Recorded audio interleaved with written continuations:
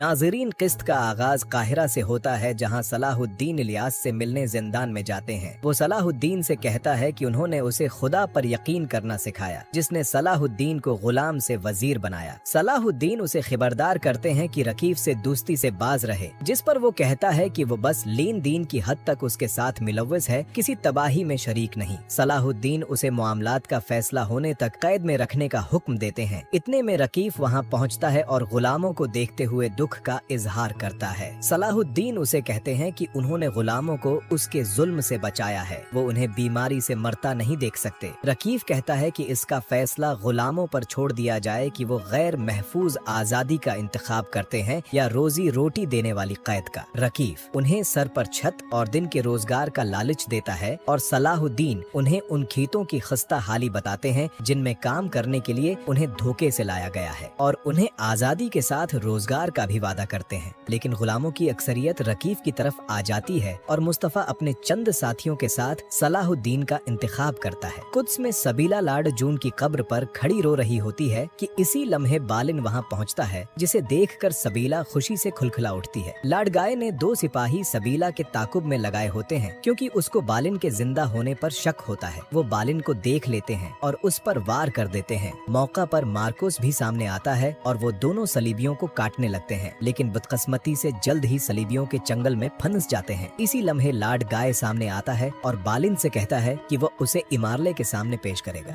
दूसरी जानिब कारातीगन जौहर से बदला लेने के लिए गुस्से से पागल हो रहा होता है, लेकिन बाकी लोग खामोशी से खाना खाते नजर आते हैं। कारातीगन ये खामोशी बरकरार न रहने देता, वो सबको उकसाने लगता है, जिस पर एक बार फिर इथसीज और उसमें लड़ाई शुरू होने लगती है, लेकिन अरफा इथसीज को रोक लेता है। वहाँ महल में काजी फाजिल सलाहुद्दीन को खबर देते हैं कि काहिरा के बाहर कथीर तादाद में बारूद लाया गया है, जो गालिबन काहिरा को जलाने में इस्तेमाल किया जाएगा। सलाहुद्दीन मामले की जांच के लिए खुद वहां जाने का फैसला करते हैं। उधर एक सिपाही खलीफा को खबर देता है कि सलाहुद्दीन काहिरा से चले गए हैं। खलीफा अगले मंसूबे पर अमल दुरामद के लिए सिपाही के हाथ काजी का पैगाम महल भेजता है। जौहर आखिरी तेर कमान से निकालते हुए शहवार के वफादार सिपाहियों को यकजा करके उन्हें बगावत के लिए उकसाता है। मंजर बदलता है और सलाहुद्दीन एक मकाम पर जमीन खुदवाते हैं, जहां से एक लाश बरामद होती है। ये देखकर काजी फाजिल गमजदा होकर कहते हैं कि वो यासिर है जो उनके पास बारूद की खबर लाया था। सलाहुद्दीन अभी बारूद नहीं ढूंढ पाते कि कुछ नकाब पोश उन पर हमला कर देते हैं। सलाहुद्दीन और उनके साथी उन पर जवाबी वार कर रहे होते हैं। इतने में यारो की वहाँ पहुँचता है, जिसकी मदद से हमला आवरों का जल्द सफाया हो जाता है। वजीर के पूछने पर यारो की बताता है कि वो सिर्फ और सिर्फ सुल्तान के हुक्म पर आया है, लेकिन सलाहुद्दीन फिर भी पुरजोश होकर इससे हाथ मिलाते हैं। उधर काहिरा में नजीर यासिर के कत्ल के बाद बारूद के साथ एक कमरे में मौजूद होता है और अलजाहिर मदरसे को अपना पहला हदफ करार देता है। वहाँ सलाहुद्दीन के साथियों को बाजार में लाया जाता है और काजी का जलावतनी का फैसला सुनाया जाता है। इथसीस समेत सभी साथी भरपूर मुखालफत करते हैं और सबीला भी जमशीद से कहती है कि सलाहुद्दीन को ये फैसला हरगिज़ कबूल न होगा। सिपाही उन्हें हिरासत में लेकर वहाँ से जा रहे होते हैं कि सब लोग उन्हें पत्थर बरसाना शुरू कर देते हैं। उसी लम्हे वहाँ अलबेस दिखाई देता है, जो कारातीगन को इशारा करते हुए दोबारा गायब हो जाता है। कुद्स में रकीफ इमारले के साथ खाना खाते हुए कहता है कि सलाहुद्दीन की वजारत को आखिरी धचका लगाने के लिए इमारले की फौज दरकार होगी, जिस पर इमारले फौरन राजी हो जाता है और कहता है कि इससे उन्हें तिजारत को मजबूत करने का मौका भी मिलेगा। तिजारत का नाम सुनकर रकीफ जातलियून को देखता है और कहता है कि जो गलती जातलियून ने की वो दोबारा न दोहराई जाए तो बेहतर होगा। उस पर जातलियून को बहुत गुस्सा आता है। इमारले जातलियून की साइड लेते हुए बालन के खात्मे का बता रहा होता है कि इतने में लाद गाय बालन को लेकर दाखिल होता है। उसे जिंदा देखकर सब चौंक जाते हैं। उधर अलजाहिर मदरसे में खलीफा का आदमी उस्ताद के गले पर खंजर रख देता है। उस्ताद के पूछने पर वो कहता है कि सलाहुद्दीन की फैलाई हुई गुंदगी को वो साफ करेंगे और उन्हें लेकर आगे बढ़ जाता है। दूसरी जानिब सलाहुद्दीन यारोकी के साथ काहिरा दाखिल होते हैं और काजी फाजिल से कहते हैं कि बारूद के बारे में सबको आगाह किया जाए। इतने में शमसा वहाँ पहुँचती है और उनके साथियों की जलावतनी के बारे में बताती है। सलाहुद्दीन साथियों को लेने के लिए घोड़े पर सवार होने ही लगते हैं कि एक तालिबे इल्म उनके पास आकर मदरसे पर हमले के बारे में बताता है। सलाहुद्दीन को परेशान देखकर यारूकी उनसे इजाजत लेकर उनके साथियों के पीछे जाता है और सलाहुद्दीन मदरसे की तरफ। मदरसे के बाहर जौहर लोगों को भड़का रहा होता है कि इस हमले की वजह सलाहुद्दीन है। सलाहुद्दीन के पहुंचने पर हमला आवर उस्ताद को यरगमाल बनाकर बाहर लाता है। सलाहुद्दीन खलील को इशारा करने के बाद हमला आवर से पूछते हैं कि वो क्या चाहता है, जिस पर वो बताता है कि वजारत खलीफा को दे दी जाए। अगर आप सलाहुद्दीन अय्यूबी की 2 इक़सात एक साथ देखना चाहते हैं तो कमेंट्स में ज्यादा से ज्यादा 2 लिखें और चैनल को लाइक और सब्सक्राइब करना मत भूलें।